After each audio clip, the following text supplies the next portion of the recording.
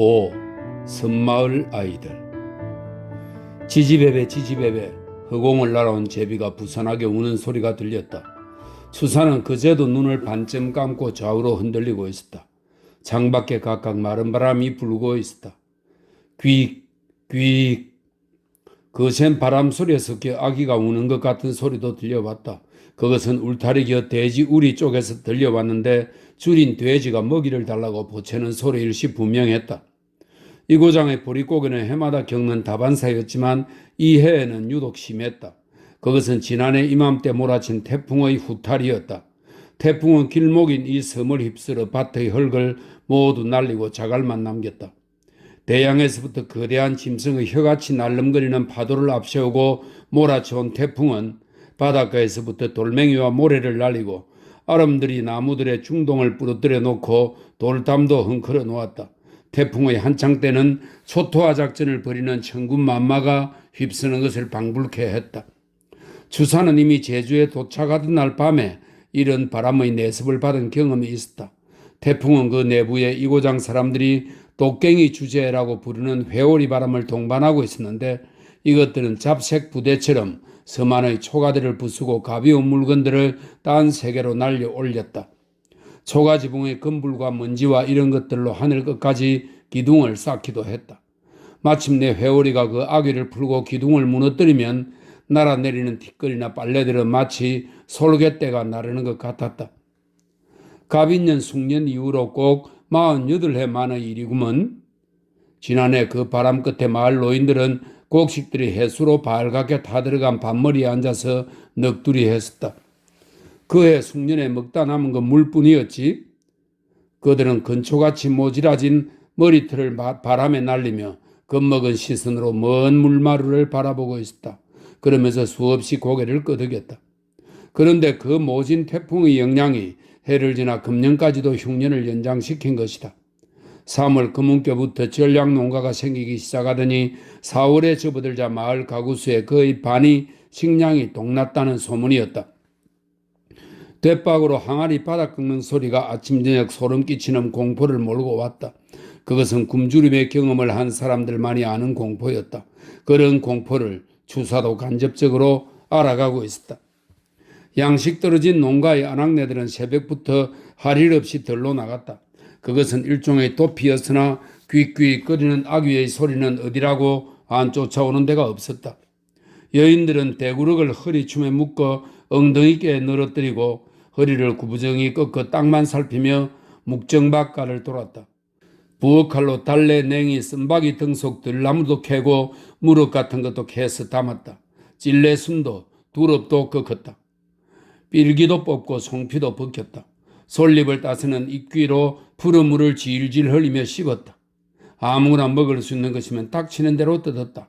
허기가 그들로 하여 시키는 일이었다. 어떤 아낙네들은 파도가 멍석말 듯 밀려오는 바다로 나갔다. 모자반이나 톳, 파래 같은 것들을 따고 소라, 고동, 개들도 잡았다. 그것들을 따서는 입귀로 누런 물을 흘리며 날채로 먹었다. 짐승이 별게 아니었다. 장정들도 등에 붙은 배로 죽쳐 누워있을 수가 없으니까 괭이를 들고 밭으로 나갔다. 빈 밭을 뚝뚝 쪼았다. 줄인 돼지 울음소리는 건덕건덕 부는 바람을 타고 온 마을 안에 퍼졌다. 그 본능적인 소리는 섬뜩한 공포로 덮쳐왔다. 수사는 주인 없는 빈집 마루에 앉아서 보이지 않는 죽음의 그늘이 담뿍 마을 위로 덮여옴을 느끼고 있었다. 그는 다시 책장을 걷었다. 그가 뒤적거리고 있는 역사의 기록으로는 이 섬의 흉년은 삼국이후 상습적인 것이었다. 무모한 대책, 흉년이면 을에 전염병도 뒤따라 번져서 사람 씨를 말렸다. 이런 흉년이면 한 해에 몇백이 아니라 몇천씩 쓰러졌다. 마을 밖에는 애 무덤들이 매일같이 불어나고 상여도 안 꾸민 송장들이 소리 없이 마을을 빠져나가는 것이 부지기수였다. 전량기간이 긴 때에는 섬 사람의 절반을 아주 결단내는 경우도 없지 않았다. 이런 흉년에 한라산 자락의 조리대가 열매를 맺어 섬 사람들을 구항한 것은 기적이었다. 그리고 한 번 열매를 맺은 조리대는 영락없이 말라 죽음으로 자진했다. 이런 흉년의 경황 중에 본주 출신의 두 장령은 다음과 같은 상소문을 올려 흉년의 두려움을 알리고 이런 때를 빙자한 무자비한 관원들의 횡포를 규탄하고 있었다. 제주 섬은 자주 흉망하여 지난해에도 대흉년이 밀어닥쳤습니다. 더구나 가을 농사는 한 톨도 건질 수 없을 만큼 그 흉작이 심각하였습니다. 이 때문에 겨울에서 여름에 이르기까지 굶어 죽은 백성의 수가 몇천 명인지 알 수 없으며, 여기에 설상가상으로 8월에 다시 연일 태풍이 몰아쳐 정의, 대정 지방은 가히 불모지와 같습니다. 뿐만 아니라 제주 구자면의 피해가 또한 혹심하여 내년 봄에 기근이 크게 우려되는 만큼 이에 대한 대책이 벌써부터 세워져야 할 텐데도 목사 이철우는 밤낮으로 술이 취하여 백성들의 굶주림을 돌아보지 않을 뿐 아니라 환곡까지 빼돌리니 이보다 더한 폐가 어디 있겠습니까? 그는 환곡을 함에 있어 반드시 2, 3두를 더 정수하는데, 반면 분급할 때에는 한 마리 쌀이 7, 8대에 지나지 않으니 결국 이를 다 착복하는 셈으로 이 전곡만으로 구제하는 꼴이 되어 주민의 기근은 더욱 가중되고 있습니다. 대두를 받고 끝내는 소도로 분급하여 1석당 2두의 쌀을 남기니 이철운이 도취한 양국은 모두 1천석에 이를 것입니다. 그 중에도 흉년의 대명사처럼 불리워지는 갑인년의 참상은 대단한 것이었다. 정조 임금 18년인 1794년 그 흉년은 제주 땅을 싹 휩쓸었었는데, 당시 제주 목사 심낙소의 장계는 그때 참상을 잘 말해주고 있었다. 올해 삼업의 농사는 그동안의 기후가 매우 순조로워 대풍이 예상되었으나 뜻밖에도 8월 27일, 28일 이틀간에 걸쳐 동풍이 크게 휘몰아쳐 거센 회오리 바람으로 기와장이 나르고 돌멩이가 튕기는 등 아비규환을 이루었습니다.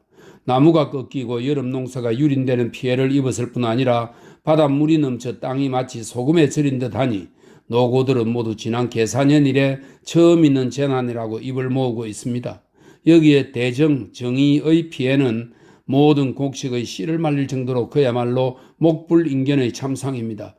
천만다행으로 보리농사가 잘 되어 아주 굶주리는 백성은 없으나 앞으로의 대기근이 예상되므로 2만석의 구호곡을 나누어 배급, 우선 6, 7천석을 이송하고 계속하여 이송하여 주옵소서. 목사의 예상대로 그의 대기근은 몰아닥쳤다.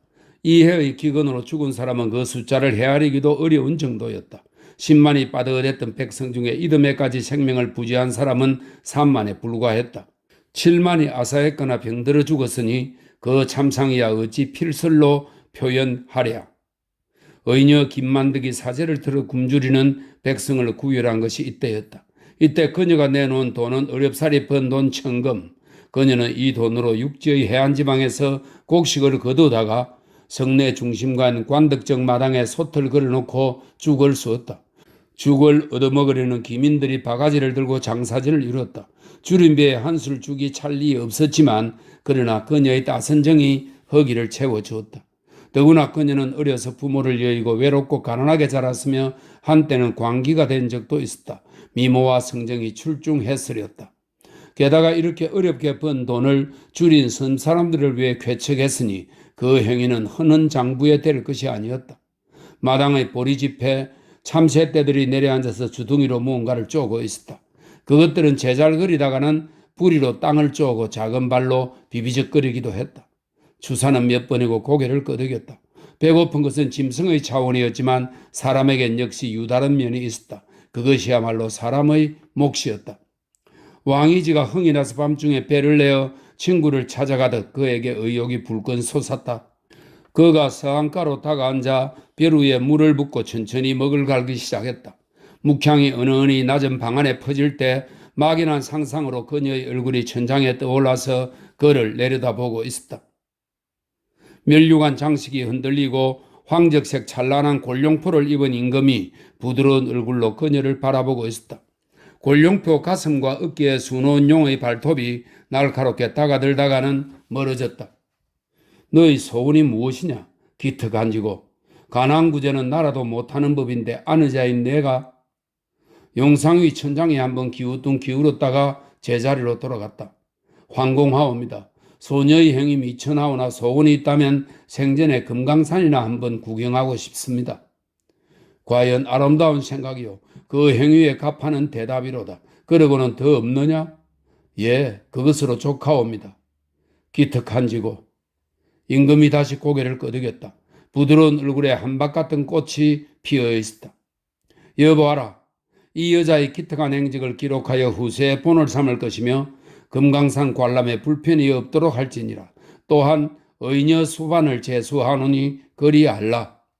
이 추상 같은 궁궐, 권세와 모의와 알리기 쉴 새 없이 떠돌던 궁전이 이런 화기에 둘릴 수 있다니 추사는 한참이나 환상 속의 안온함에 잠겨 있었다.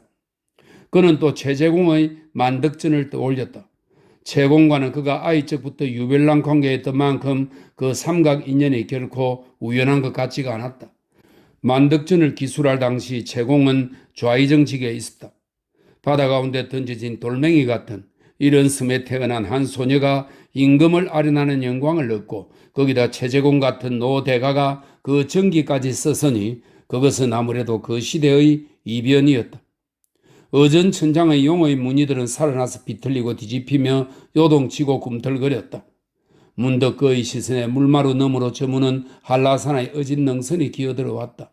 산자락은 처음 이미 바닷속으로 떨어진 해의 장광을 받아 자주 새기더니 차츰 암묵색으로 짙어지며 투명한 하늘에 능선이 두드러졌다. 그는 속으로 부르짖었다. 얼마나 어진 산세인가. 날개 젖은 참새 한 마리 날아들어도 이내 품을 것 같은 안온함이었다. 누르고 속의 것을 스스로 다스리다 마지못해 솟은 봉우리. 그 자세 때문에 산은 더욱 돋보이는 것인지도 몰랐다. 그러기에 산은 온 섬을, 온 섬마을들을 그 자락에 거느리고 있는지도 몰랐다.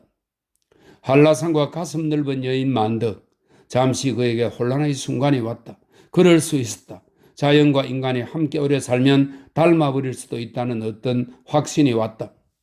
그는 화선지를 꺼내 보려 위에 펴고 서진을 눌러놓았다. 대피를 꺼내 들고는 눈을 지그시 감고 심호흡을 했다. 다시 눈을 뜨고는 먹을 듬뿍 적셨다. 그리고는 힘있게 한 획을 내려 끄었다. 은광연세. 글자의 먹빛이 번들거렸다. 그는 고개를 꼬고 한번 글자의 획들을 살폈다. 그는 이 글을 그녀의 살부치들에게 건네어 기념으로 삼게 하리라 마음먹었다. 이 험악한 흉년에 열매를 맺어 백성들을 구항했다는, 그리고 자진했다는 한라산 자락 서나무 밑둥의 가시대 깔린 불판이 상스럽게 시야에 펼쳐졌다. 그런데 그 허옇게 마른 형태의 밑둥에서 뾰족뾰족 파란 삭들이 송곳처럼 솟아나고 있었다. 그것은 살찐 송곳이었다. 지겹고 힘겨운 보리 고개를 넘고 사람들은 보리가 물긋물긋 익기 시작하자 서둘러 들로 나갔다. 그리고 덜 익은 이삭들을 잘라다 씹으면 픽픽 고름이 나는 물보리로 밥을 짓기 시작했다. 살았죠. 그래도 이젠 나 새끼들 살았죠. 물보리 한 대로 밥을 지은 날 이웃집 여자가 양팔에 아이들을 부둥켜 안고 깊은 물속을 허비며 나왔을 때 같은 소리를 지르는 걸 그는 담너머로 엿들었었다. 대감마님, 대감마님. 섬돌날에서 범죄놈이 다급하게 부르는 소리가 들렸다. 방 안에 앉았던 추사가 미간을 모으며 방문을 열었다. 돌적이 쪽에서 쇠갈리는 소리가 났다. 무슨 일로 그러느냐? 대감마님 얼른 좀 나와보셔요. 희한한 일이 일어났어요. 희한한 일이라니 무슨 일이냐? 차근차근 좀 아뢰어라. 요 건너 강생댁에 글씨 한 폭 드린 적이 있었지요? 추사는 오른쪽 귀를 만졌다.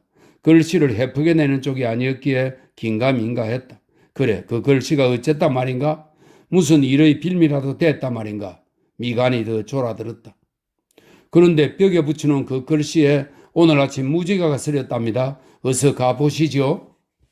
비로소 표정이 풀리고 뛰던 가슴도 진정되었다. 아이들같이 내가 왜 이러지? 그는 스스로를 돌아보아 민망스러웠다. 그럴 리가 없다. 햇빛이 어디다 대비친 걸게야. 아니야요. 어서 가보시라니까요. 이놈 고집은 또 봇줄같이 벗짝이었다. 아니래도 섬돌 아래 선 채 오줌 마리온 놈처럼 오금 방아를 찢는다. 가보시죠. 글씨에 정열을 기울이시니 기이한 일이 일어날 법도 합니다. 언제 나온 것인지 문지방가에 안서방이 구부정히 서 있었다. 그는 학질 기운이 떠나지 않는지 동식의 얼굴에 솜털이 돋아나 있었다. 어디서 뭔 소문을 들어가지고 그래도 어디 가보기는 하자. 주사가 천천히 난간 아래로 내려서자 안서방과 범새가 앞서거니 뒤서거니 따라 나선다. 올레 어기를 막 벗어나려는데 아이 하나가 도깽이 주제에 날린 듯이 그들 쪽으로 달려오고 있었다. 그들 앞에서 그 아이가 눈을 볼록 뜨고 말했다. 할아버지, 할아버지, 우리 집 벽 글씨에 무지개가 서수게?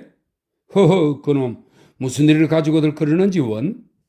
그들의 활개가 시원스러워지고 걸음걸이도 빨라졌다. 강생원 집 올레에는 사람들이 때로 몰려서 웅성거리고 있었다. 그들 일행이 올레 어기로 돌아들자 사람들은 옆으로 비켜서 길을 내줬다. 흰옷 입은 사람들은 마당에도 드문드문 서 있었다.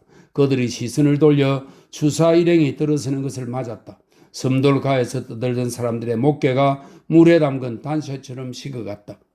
추사는 낮은 지붕, 좁은 구들 안에 마당을 향해 비스듬히 세워져 있는 자신이 쓴 전예체의 오묘 대련을 보았다. 5 일항은 대심고 5 일항은 채소 갈고 한나절은 정조하고 한나절은 책 읽고 섬돌과 긴 두루마기의 사내가 손가락질하는 곳으로 따라가 보니까 그의 침침한 눈에도 무지개 같은 영롱거리는 기운이 보였다. 무지개 같은 그 기운은 대련이 처진 방 열린 문 앞을 대각으로 가로질러 있었다. 주사는 서 있는 위치에서 좌우 상하를 둘러보았다. 그는 사방을 다시 한번 둘러보았다. 그제야 그는 모든 것을 판단할 수 있었다. 무지개는 글자에서 뿜어나오는 것이 아니라 필시 솟아오르는 햇빛이 주변 상국의 영향을 받아 어우러진 상황이었다. 비스듬히 걸린 그 빛 앞에 서서 그는 절로 고개가 끄덕거려졌다. 거품처럼 일어났던 등 뒤의 소요는 새벽 해조음처럼 물러나 있었다. 스승님, 우리 가문의 이런 생광은 강세행원이 뒤에 와 업하고 서서 상체를 조아렸다. 아닐세, 그게 아니야. 그는 가볍게 도리질을 해놓곤 말을 멈추었다. 무리들에게 상황 설명이란 아무 의미도 없었다. 절벽 같은 고적이 그의 앞을 막았었다. 그는 청길 절벽 이편에 있고 무리들은 모두 저편에 있었다. 때 묻은 흰옷을 입고 있는 무리들, 팔짱을 끼고 불티 뒤집어쓴 부은 얼굴로 서성거리고 있는 이들. 그의 가슴에 끝없는 연민의 정이 샘솟았다. 하, 그의 입에서 짧은 하품 같은 단식이 새나왔다. 무지개가 걸려있는 시간이 길지 않았다. 그 길지 않은 시간 때문에 무지개의 가치는 높아지는 것인지도 몰랐다. 흰옷의 무리들이 눈을 크게 뜬 채 혀를 내두르며 돌아갔다. 그에게도 경의의 시선을 보냈다. 평지의 이 마을에 그것은 어느 기간 소문을 만들 것이었다. 이제 섬돌가엔 주사와 그 식구들 그리고 죄지은 듯 서 있는 강시영은만이 남았다. 그는 주변을 돌아보며 또 쓸쓸해졌다. 자신의 글씨가 높게 빛나는 것은 싫지 않은 일이었다. 그러나 그것이 사실 이상 허황되게 평가받는 것은 싫었다. 더구나 그것이 순박한 백성들로부터 일 때 이는 못할 일이었다. 그것은 더할 수 없는 죄악이었다. 그는 고개를 쳐들어 주변 산들을 둘러보았다. 도로란 산방상, 무슨 고생대 동물 같은 박음지 오름, 그것들이 그에게 무슨 말인가를 할 것 같았다. 산방산 꼭대기에 테둘린 모자같이 회색 구름이 걸려 있었다. 고개가 숙여지고 비시식 웃음이 나왔다. 이 산에 얽힌 괴이한 전설이 떠올랐기 때문이었다. 산의 형국으로 보아 그런 말이 나올 만도 했다. 그는 발길을 돌려 배소로 돌아오면서도 주변 산세에 대한 생각을 했다. 혹은 거친 석기의 날 같고 혹은 거대한 짐승의 덩어리 같은 형태가 예사스럽게 보이지가 않았다.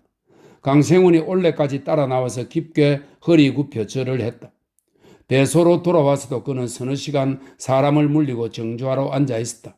눈을 감고 창을 향해 무견히 앉아있던 그는 연적의 물을 벼 위에 따르고 천천히 먹을 갈기 시작했다.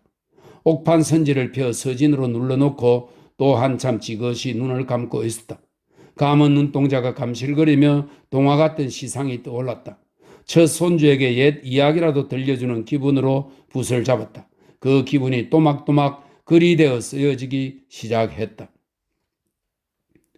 섬마을 아동들에게 보이는 글. 유수촌에 사는 강생이 나의 글씨 몇 폭을 그 벽에 붙여놓았는데 그날 아침에 갑자기 기이한 무지개가 마치 서광처럼 나타나므로 보는 이가 모두 경이해하면서 이는 필력에 의해 발현된 것이라고 하였다. 그러나 이는 산곡 사이에 축축해 있던 전기가 우연히 감응된 것이다. 어찌 종이 조각에 무지개가 나타날 리가 있겠는가. 그러므로 이 시를 섬마을 아동들에게 보여 해명하는 바이다. 다시 말하거니와 오대산과 아미산에 있는 불등이 광채를 냈다는 것도 이 같은 이유다. 200 두보의 광망에도 어림없거니 미불의 서화에 의 같을 수 있으랴. 우연히 유수총 강생의 벽에 그러한 홍광을 보였을 뿐일세. 붓을 떼자 그는 가슴 한 구석이 헐거운 기분이 되었다. 그가 마주 바라보는 창밖으로 가난한 아이놈들이 가볍게 춤을 추며 달아나는 모습이 보였다. 그러나 이 사건은 이 작은 현촌에 날개를 달고 날아다녔다. 그것이 퍼득거려 날아다니며 학문에 대한 자극과 열의를 치솟게 했다. 그 일이 있고 나서 한 달쯤 후였다. 인근 마을의 유생들 셋이 배소로 그를 찾아왔다. 방으로 들어가서 큰절을 하고 마주 앉는데 보니까 가운데 앉은 사내가 어깨도 튼실하고 눈매도 부리부리했다. 광대뼈가 유난히 솟아서 고집게나 있게 생긴 사내였다. 새 사내가 한결같은 건 굵은 마디의 손가락과 모질라진 손톱들이었다. 그런 손들을 그들은 무릎 위에 올려놓고 있었다.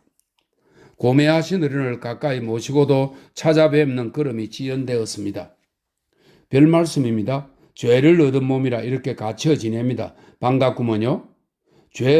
죄는 무슨? 맨 나중에 들어가서 문가에 앉았던 눈꼬리가 치켜 솟은 그중 젊은 사내가 고개를 들며 픽 뱉던 바 했다. 다른 두 사내는 저하는 눈치로 고개를 숙여버린다. 그런 자신들의 행위를 눈치듯 광대뼈가 또 말을 이었다. 저희가 오늘 이렇게 찾아뵌 것은 다름 아니오라 간곡한 청이 있어서입니다. 그는 그저 고개를 가볍게 끄덕이며 다음 말을 기다렸다. 촌 사람들에게는 배우고 싶은 욕망은 있을 때 가르쳐줄 마땅한 스승님이 안 계신 실정입니다.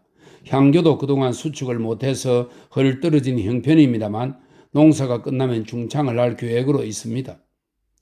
광대뼈의 이 좌수는 인상만큼이나 이야기에도 조리가 있고 야무진 데가 있었다. 시골에 묻혀 지내지만 만만치 않은 인물이라는 걸 알 수 있었다. 추사는 당장에 대답을 않고 약간 고개를 더 크게 끄덕였다.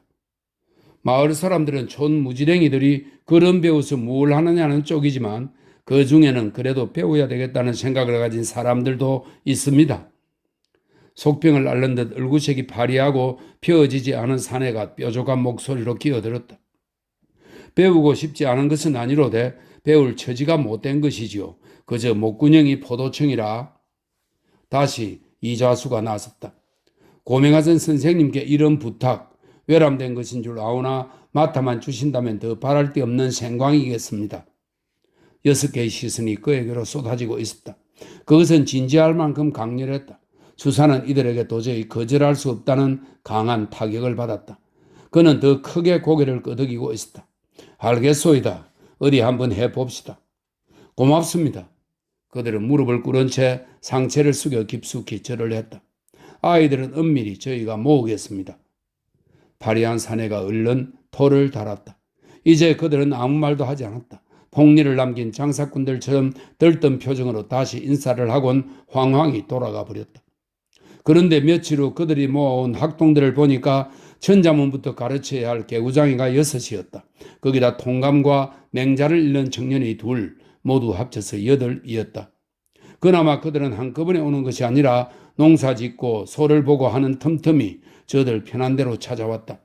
난감했으나 그런 대로 시간을 쪼개 쓰는 맛이 괜찮았다. 그가 배소에 와서 깨닫는 건 큰 것, 대단한 것보다는 작고 따둑거려진 일들이었다. 거기다 아이들을 상대하는 일은 왜 그런지 즐거웠다. 그는 여기 온으로 헐벗고 가난한 이곳 아이들에게 무한한 정을 느끼고 있었다. 오냐, 내가 너희들에게 시문과 서도를 가르치리라. 그는 연자막가에서 떠들며 노는 아이들의 소리를 들으며 속으로 다짐했다. 이런 연으로 주사는 유배지에서 아이들에게 한문과 산수를 가르치게 되었다. 6. 죽을 수 없는 죽음. 그날 그는 원정이었다. 그는 원정으로서 두 그루의 나무 앞에 서 있었다. 나무는 몇 차례 본 것들로 이름이 짚힐 것 같기도 한데 얼른 떠오르질 않았다. 키나마 자란 나무들 중 하나는 한 다리 김문을 대표한다고 하고 한 그루는 장동 김문의 것이라고 했다. 처음 보았을 때 한 다리 김문의 나무는 검푸르게 물이 올라서 대단히 무성했다. 그런데 이상한 일이었다. 이런 무성했던 나무가 한꺼번에 빛이 팍 쇠약해지더니 이파리들이 노란 빛을 띠며 하나둘 땅 위에 떨어지기 시작했다. 주사는 안달을 내서 수세를 회복시켜 보려고 했지만 노란 빛을 띠는 나무 이파리들은 시간이 갈수록 그 수가 많아지고 있었다. 어느새 잔가지에서도 물기가 빠지고 있었다. 한편 장동 김문의 나무는 나날이 수세가 왕성해 갔다. 빛도 그렇거니와 쑥쑥 눈앞에서 가지 크는 것이 보였다. 그는 원정이었으나 손 묶인 원정이었다. 마음은 바닥바닥 타는데 어째볼 도리가 없었다. 그런데 그가 자세히 살펴보니까 잎이 마르고 있는 한 다리 김문쪽 나무의 밑둥에 날선 도끼가 꽂혀 있었다. 아하, 이것이었구나. 어떤 몹쓸 놈이 이런 짓을 했을까? 힘들여 나무 밑둥에서 도끼를 뽑아내었지만 나무는 계속 말라갔다. 나무 밑둥에는 수북하게 떨어진 이파리들이 쌓여 있었다. 그런데 이상한 일이었다. 자세히 들여다보니까 그도 떨어진 한 개 이파리였다. 그의 나무 잎이 버들버들 바람에 날리며 떨어져 갔다. 그 떨어져가는 나무 이파리 아래로 천길 모를 벼랑이 벌어지고 있었다. 그러는데 갑자기 이변이 생겼다. 그 도골라 무성했던 장동 김문의 나무가 가장자리에서부터 사근사근 회색 빛을 띠기 시작했다. 그래, 엎드려 들여다보니까 그 나무에 벌레가 꿰기 시작한 것이었다. 몸뚱이가 시커멓고 뿌리 돋은 이 벌레 무리는 와서서 소리까지 내가며 삽시에 이파리들을 갉아먹고 있었다. 한 그루의 나무는 도끼가 나무 뿌리를 찍은 때문에 이파리가 말라가는가 하면 한 그루는 벌레가 꿰어서 앙상하게 가지가 드러나가는 판이었다. 그런데 자세히 보니까 나무에 또 하나의 이변이 일어나고 있었다. 도끼가 나무 밑둥을 찍은 그 나무에 도장지 서너 개가 힘을 넣고 파랗게 되살아나가고 있는 게 아닌가. 그래 엎드려서 들여다보니까 도끼에 찍혔던 나무 밑둥 자국이 막 아물어서 뭉실하게 부풀어 오르고 있었다. 그걸 보면서 그는 고개를 꼬았다. 이상하다. 그럴 리가 없는데. 그 무성했던 나무가 뒤바뀌어 그렇게 쉽사리 시들고 또 그 시든 나무에서 새 가지가 나다니. 고개를 갸우뚱거리는데 몸이 흔들려 꿈이 깨었다. 새벽참에 일어 좌장을 짚고 비스듬히 앉았는데 살풋 잠이 들었던 것이다. 그는 깨어서도 고개를 갸우뚱거렸다. 한 다리 김문의 나무 밑둥에 도끼가 찍힌 것은 이해가 갔다. 그가 한 개 나무 이파리로 떨어지는 것도 당연한 비유였다. 그런데 거기 밑둥에서 새 가지가 솟아나다니 그의 가슴 밑바닥에 퍼뜩 단샘 한 줄기가 삐죽 솟았다. 그런데 이파리에 검푸른 독이 오르고 눈앞에서 훨씬 크던 장동 김문의 나무가 벌레가 꿰인다는 것은 무슨 의미인가? 그는 참 꿈도 괴이한 꿈이라는 생각이 들었다. 이런저런 생각을 하다가 그는 입을 다셨다. 이런 사소한 꿈에까지 기대를 걸고 매달리게 되는 자신의 처지가 씁쓸해서였다. 그날 해질 무렵에 서울로부터 간호 경덕이가 도착했다. 놈은 도착하자마자 목에 걸쳤던 수건으로 이마에 땀부터 훔치며 울먹울먹 방바닥에 엎드렸다. 그 추상 같은 김홍근이가 죽은 거라요. 경덕이가 양 손등으로 눈물을 훔치며 울먹일 때 추사는 문득 새벽에 꾼 꿈을 떠올렸다. 윤상도의 옥사를 재론하여 주사의 일가를 궁지로 몰아넣고 그를 이 사지까지 보낸 주상 같던 김홍근이 죽다니. 그는 눈을 감고 고개를 잘게 끄덕이고 있었다. 가부좌한 다리가 후들후들 떨리고 있었다. 그래, 어떻게 죽었다더냐? 침착하려는데도 뿌덕 이갈리는 소리가 났다. 원인도 모르게 시들다가 어느 날 폭 꼬꾸라졌답니다. 병사했다는 말이구나? 예, 그러하옵니다. 수사는 다시 지그시 눈을 감았다. 이제 그를 탓할 마음은 아니었다. 그러나 눈앞에 검은 것들이 어롱거리고 속에서 말뚝 같은 게 치솟는 건 인간인 탓이리라. 너무 허망하게 그가 나동거려졌다는 어이없는 생각도 들었다. 그뿐 아니옵니다. 도희 대감님께서 대사관에 임명되시고 권돈인 대감께서 우의정이 되셨습니다. 그는 대답은 않고 눈을 감아버렸다.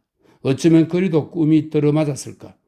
밑둥을 도끼에 찍혔던 나무에서 새 가지 서너 개가 솟아오르던 일이 다시 눈앞에 어른거렸다.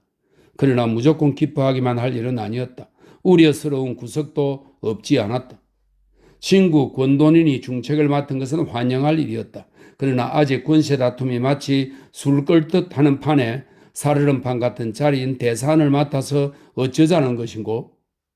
그는 재종형의 일이 남의 일 같지가 않았다.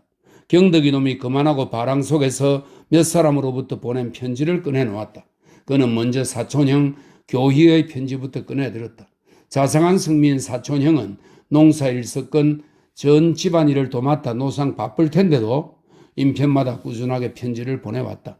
그때마다 내용도 아픈 마음을 쓰다듬는 것이곤 했다. 핏줄을 나눈 가까운 친족이긴 했지만 이런 험악한 처지에 빠져 있을 때 꾸준한 정을 보내주는 것은 쉬운 일이 아니었다. 사촌형의 편지를 펼쳐 읽으면서 오랜만에 마른 밭이 단비를 맞은 기분이 되었다. 침착하던 눈에서 아지랭이가 거치는 것 같기도 했다. 그는 편지를 서한 위에 놓고 한참을 앉아 있었다. 띠살창이 위에서부터 차츰 빛으로 어두워 내리고 있었다. 띠살의 그림자가 선명히 드러났다가 차츰 그것들이 어우러지며 혼미한 검은색으로 변해갔다. 그날 밤에 그는 등핏불을 켜놓고 견딜 수 없는 그리움으로 교희 형님께 편지를 썼다. 교희 형님께 경덕이가 와서 보내신 거루를 받아보니 20알도 안 되는 최근의 소식이었습니다. 바닷속에 들어온 후에 편지가 이와 같이 신속하기는 또한 이것이 처음이라서 받아보고 기쁨으로 삭막한 마음을 위로할 수 있었으니 모시고 말씀을 듣는 듯 하였습니다. 세월이 빨라서 어느덧 겨울이 되니 몰골은 마른 나무와 같고 바람은 탄 재와 같은데 앉아서 이런 세월을 보내야만 할 뿐일까요? 이런 때의 건강이 또한 두루 어떠십니까? 생신이 며칠 안 남았으니 연세가 다시 하나를 더 하시겠군요. 저 북두성을 바라보며 이 남극성에서 고개 숙여 멀리 축수를 드리는 것이 또한 다른 때와는 비교가 안 되는군요. 술잔을 잡고 송수 한마디를 정성껏 드릴 수가 없으나 아득한 바닷가에 정만은 끝닿는 데가 없습니다. 요즘 건강은 더욱 좋아지시어 돌아다니는 것이 또한 꿋꿋하시며 농사 지으신 것은 얼마나 되시는지 정을 생각하여 고민을 잊는 것도 한 가지 해소시키는 방법인가 보지요. 보내주신 향기로운 글을 속에서 한 가지로 편안하신 줄 알았는데 먼 곳의 소식도 역시 듣고 계십니까? 잡잡하기만 합니다. 이 사촌 나오는 옛날 그대로 모질고 우둔한 채로 있습니다. 갑자기 요즘 피부병을 앓게 되어 온몸이 허물을 벗고 점이 생겨나는데 가려움으로 밤에 조금도 눈을 붙일 수가 없답니다. 전날 우기에도 역시 밤을 이룰 수가 없었는데 가장 이것이 큰 고민거리랍니다. 제 아내는 또 늦 학질로 고생한다고 합니다. 이것은 갑자기 떼어버릴 수 없는 것인데 만약 오래 앓는다면 어떻게 견뎌낼 수 있을지 모르겠습니다. 그 사이 소식을 전혀 더 들을 수가 없으니 다만 애만 태우면서 갈피 못 잡아 할 뿐이옵니다. 손중이는 요새 별탈 없는지 걱정이 물결치듯하여 마음이 시달리니 실로 큰 걱정입니다. 서산에 가시지 않으셨으며 아직도 그것을 하지 못하였습니까? 마음 산란하여 이만 줄이겠습니다. 가족에 대한 그리움이 물밀듯 밀어닥쳤다. 그는 요즘 들어서 점점 범상한 일을 많이 생각하게 되고 인정을 그리워하게 되었다. 높은 학문적 업적도 중요한 것이지만 무엇보다 중요한 것은 사람 사이의 정이란 걸 느껴 깨닫고 있었다. 어떤 때 그 정의 갈급함은 실제의 목마름으로 왔다. 목이 바짝바짝 타서 문득 깨닫고 보면 인정이 아쉬워 있곤 했다. 대빵만한 섬마을의 사람들은 가난한 살림에도 서로 간에 정을 나누며 살아가고 있었다. 아무리 대풍이 들어도 쌀 생산이 없는 이 고장에선 쌀밥이나 떡 먹는 일이 거의 없었다. 기껏 쌀로 만든 음식을 접하는 기회란 명절이나 제사 같은 큰일 때뿐이었다.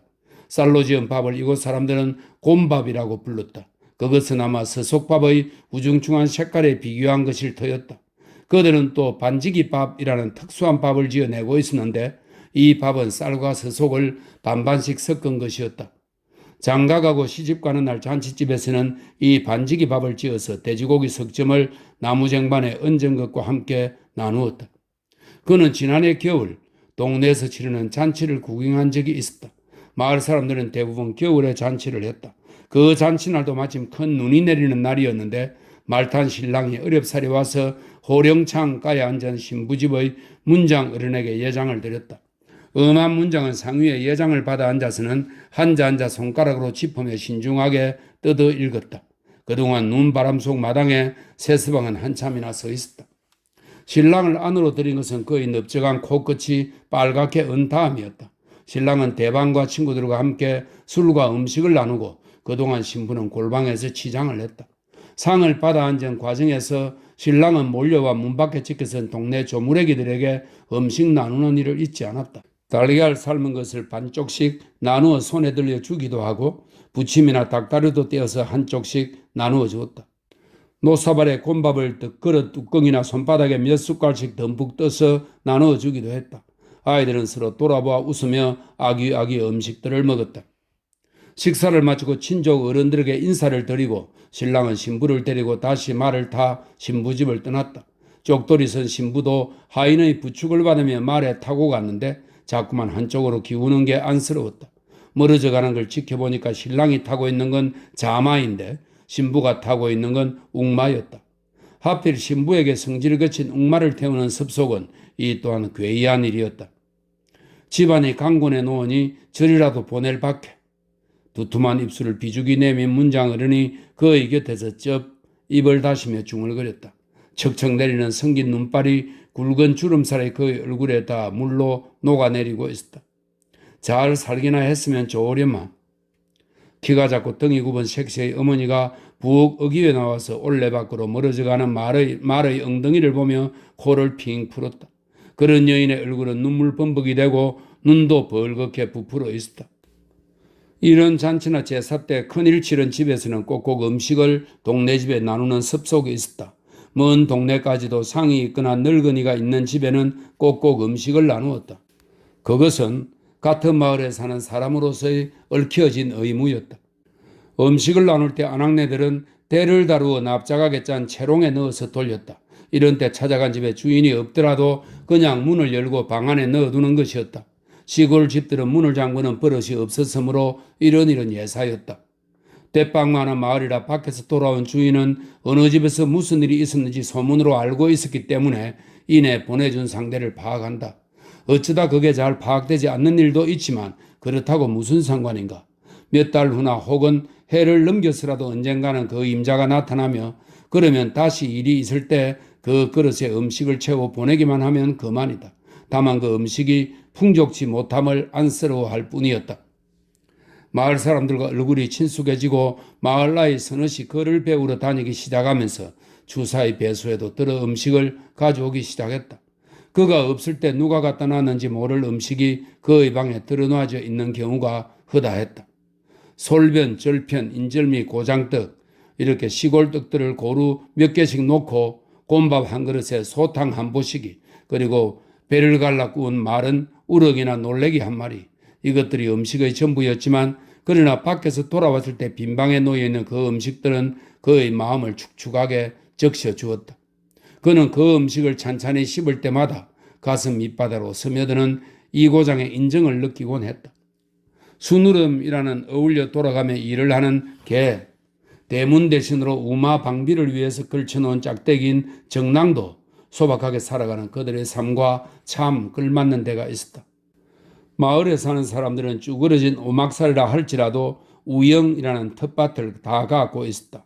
그 텃밭에서 무나 배추를 솎아서는 이웃집의 주인이 있거나 말거나 정랑 안에 들뜨려 놓는 일이 예사였다.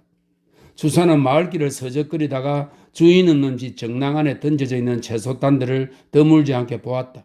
어쩌면 그가 거리를 돌아다니는 것은 이런 예사 아닌 일을 예사처럼 하는 인정들을 만나기 위함인지도 몰랐다. 그는 가끔 혼자서 들길을 걸어 검은질 바닷가까지도 나갔다. 거기 언덕에 서서 바다 가운데 보습나를 2개 거꾸로 세운 듯한 형제 섬과도 만나고 멀리 누워있는 마라도도 바라보았다. 그 섬을 바라보고 있으면 불타는 섬을 배경으로 뱀, 정갈, 날뛰는 파충류들이 어른거리고 전설 속에서 혼자 남겨진 아기 업계 소녀가 등을 업은 채 우는 아기를 추스르며 이쪽을 향해서 애타게 손을 흔드는 장면이 떠올랐다. 이런 때 물에 든 해녀들의 휘파람 소리는 더욱 구슬펐다. 그녀들은 눈보라가 휘날리는 겨울철에도 파도 일왕 사이에서 자맥질을 하였다. 이런 날 물에 들었다 나온 해녀들을 보면 온몸이 문신을 한 것처럼 얼룩져 있었다. 어느 시대의 한 목사가 가장 가엾은 것은 해녀다.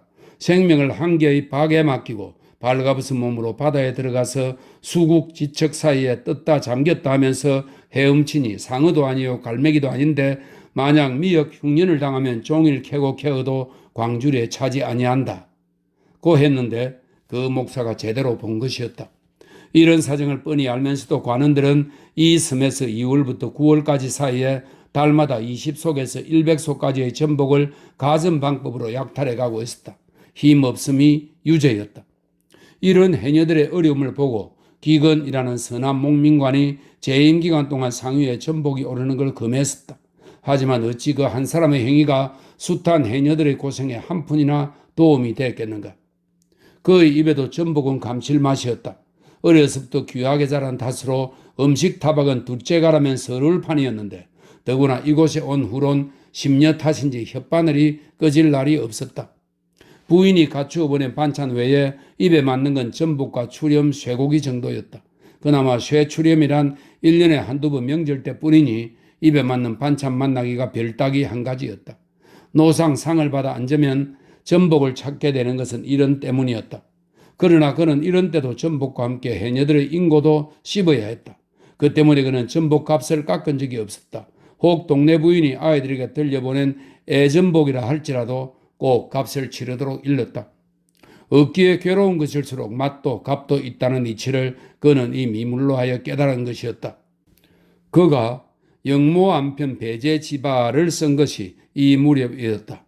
이 무렵 그는 주변의 작고 범상한 것들에 마음이 끌리고 있었는데 가정, 이웃, 마을 이런 작고 가까운 것들이야말로 가치 있는 것이라는 생각이 그를 지배하고 있었다. 이것은 우리 정조 할아버지께서 영모함이라는 편액의 뒷면에 제사로 손수 쓰신 글씨이다. 우리 집에서 영모함절에 보시하는 일을 맡아 한 것이 8, 90년이 되었다.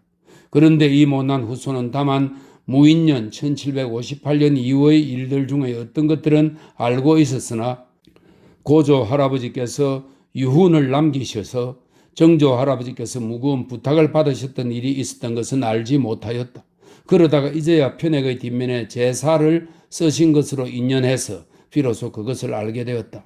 오호라, 집안의 가르치심이 거의 사라질 뻔하였는데 서로 헤어지는 중에 이와 같이 찾아서게 된 것은 대저 조상의 넋이 그것을 열어보인 때문이라 하겠으니 떨릴 만큼 두려워 이마에 진땀이 더욱 솟아날 뿐이다. 못난 죄도 면할 수 없을진데 하물며 바다 밖으로 귀양 와서 오래도록 펴보지도 못했음이라. 감히 편액의 뒷면에 제사 쓰인 것을 본 뜻을 드러나게 새기어 그것을 높게 걸고 아울러 암자를 수리토록 하여 그것들을 새로 단장해 놓을 일이다. 대체로 선조의 유적을 공경하는 것은 사람마다 같겠으나 오직 우리 집안의 자손들이 세세로 경고하고 훈계해서 남보다 한 등급 더 공경한다면 가히 전부터 지켜둔 규칙을 허물어뜨리지 않을 수 있을 것이다. 선대의 뜻을 우러러 찾아볼 수 있는 돌조각 하나라도 소홀히해서는 아니 되거늘 정조 할아버지께서 제사로 쓰인 글씨가 해와 달이 비치는 것과 같음이라. 암자 세운 뒤 89년이 되는 이민년에 정손 정의가 삼가 쓴다. 사나이가 가사나 사사로운 일에 빠져서는 안 된다고 스스로 마음속으로 경계하는데도 그는 가족들에게 탐닉하고 있었다. 그는 이런 자신의 마음을 더할 수 없는 궁지에 몰린 때문이라고 풀어보는 것이었다. 그런데 새 본관이 오는 편에 보내온 편지에 의하면 부인은 병의 차도가 신통치 않은 것 같았다. 우럭정을 복용하라 일렀을 때 그 약 복용으로 병에 신통한 효험이 있을지 그는 아내의 일로 하여 더 우울해졌다. 그런데 섣달 보름날 저녁 무렵 배수에 도착한 용소는 사뭇 얼굴이 사색이었다. 이놈은 본시 한숨을 잘 쉬고 어물한 분위기를 지닌 놈이라 먼 길에 고생이 심했나 보다 하고 있었는데 짐을 다 풀어놓은 다음 어렵사리 꺼내놓은 편지 한 통은 주사의 가슴을 여지없이 무너뜨려 놓았다. 하마하마하며 지내오던 일이 사실로 눈앞에 벌어진 것이었다. 예한 이씨의 부고.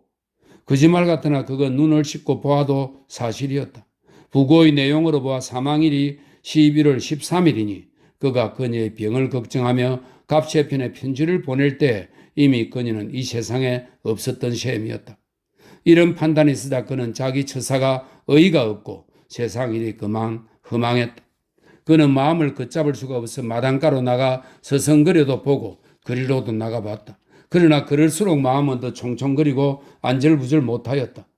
소문을 들은 그 전집 안주인이 달려와서 강씨의 처와 손밑에 마주 앉아 속닥거리고 아랫것들도 자기 방에 모여 앉아서 대책을 수기하나 보았다. 부연 하늘을 우르르니 그는 이제 마치 끈끈 긴 연 같았다. 바닷가까지 나와서서 수평선과 먼 상등성이를 올려다 보았다. 수평선이 가슴을 막아서고 산도 울담처럼 높았다. 흐릿한 인해 속에 가녀린 한 선으로 존재하는 수평선.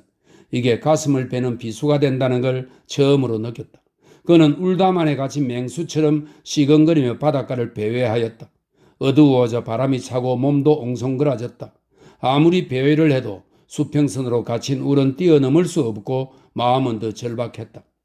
그가 집으로 돌아왔을 때 마당에는 스물스물 어둠이 내려 깔리고 있었다. 그는 차려놓은 저녁을 고스란히 물리고 방으로 들어가 상복으로 갈아입었다. 이튿날 그는 또 그 바닷가로 나갔다. 이튿날도 또 이튿날도 그는 이 바닷가에 애기벤 돌 있는 데 가 서 있었다. 가슴에 비수처럼 닿는 수평선을 마주하고 서서 그는 어떤 때는 시끈거리고 어떤 때는 눌러 가라앉히고 있었다. 그러나 시근거리는 혈기를 완전히 가라앉히는 기간은 그 후로도 며칠이 더 걸렸다. 그는 악이 벤 돌 곁에 서서 아내의 질투 어린 투정을 떠올렸다. 평양 기생과의 관계로 한때 실랑이를 쳤던 질투. 그러나 이제 그는 질투할 사람마저 아주 잃고 만 것이었다. 닷새째 바닷가를 헤매고 온 날 저녁 낮을 그는 쓰한 머리에 앉아서 오래 먹을 갈았다. 생각에 잠겨서 갈고 또 갈았기 때문에 먹에서 금빛이 다 났다. 안서방과 갑새는 이제야 주인이 마음을 잡는가 보다 하고 한시름 놓고 밖거리의 자기 방에들 들어가 시렁에 기대고 퍼져 있었다. 초겨울 한이바람이 한 회오리씩 몰려와 마당의 끈불들을 다시 한 차례 헤집어 놓고 있었다. 둥지 찾아가는 철새들의 싹싹거리는 날개짓 소리가 이런 바람을 가르며 지나갔다. 마침내 그는 화선지를 펴고 문진으로 눌러 놓았다. 그리고 붓을 들어 쓰기 시작했다. 부인 예안이시 애서문. 이민년 11월 을사삭 13일 정사에 부인이 예산의 묘막에서 임종했으나 다음 달 을해삭 15일 기축 저녁에야 비로소 부고가 바다 건너로 전해져서 남편 김정희는 상복을 갖추어 입고 슬피 통곡한다. 살아서 헤어지고 죽음으로 또 한 번 갈라진 것을 슬퍼하며 영원히 간 길을 좇을 수 없음이 뼈에 사무쳐서 몇 줄 글을 엮어 집으로 보낸다. 글이 닿는 날 그 괴진에 인연해서 영궤 앞에 고할 것이다. 거기 다음과 같이 고하기를 바란다. 아, 나는 착고가 앞에 있고 산과 바다가 뒤를 따랐으나 아직 내 마음을 흔들리게 한 적이 없었는데 지금 한낮 아내의 죽음에 놀라 가슴이 무너져서 마음을 잡을 수 없으니 이 어쩜 까닭인가. 아, 대체로 사람마다 모두 죽음이 있거늘 홀로 부인만 안 죽을 수 있으리오만 죽을 수 없는데 죽은 까닭으로 지극한 슬픔을 품게 되고 기막힌 원한 또한 품게 되는 것이다. 그래서 장차 품어내면 무지개가 될 것이고 맺히면 우박이라도 되어 가히 공부자의 마음이라도 움직이기에 착고보다도 더 심하고 바다보다도 더 심함이 있는가 보다. 아, 30년 동안 효를 하고 덕을 쌓아서 친척들이 칭찬하였고 친구와 관계없는 남들까지도 감격하여 칭송하지 않는 사람이 없었지만 사람이 해야 할 마땅한 도리라 해서 부인은 받기를 절개하지 않았다. 그러나 어찌 그대로 잊을 수 있겠는가. 예전에 일찍이 장난으로 말하기를 부인이 만약 죽으려면 내가 먼저 죽는 게 낫다 하여 부인은 크게 놀라서 이 말이 내 입에서 나오기가 바쁘게 귀를 막고 멀리 달아나며 듣지 않으려 하였다. 이것은 진실로 세속의 부녀자들이 크게 싫어하는 것이나 내 말은 끝까지 장난에서 나온 것만은 아니었었다. 그런데 지금 마침내 부인이 먼저 세상을 떠났구나. 먼저 죽은 것이 무엇이 시원하겠는가. 내 두 눈으로 호라비가 되어 홀로 사는 것을 보게 할 뿐이니 푸른 바다 넓은 하늘에 한스러움만 끝없이 사무치는구나. 벽해장천 한무궁기. 붙잡은 손이 후들후들 떨리고 있었다. 다 쓰고 나자 그는 또 갑자기 눈앞이 캄캄해져 왔다.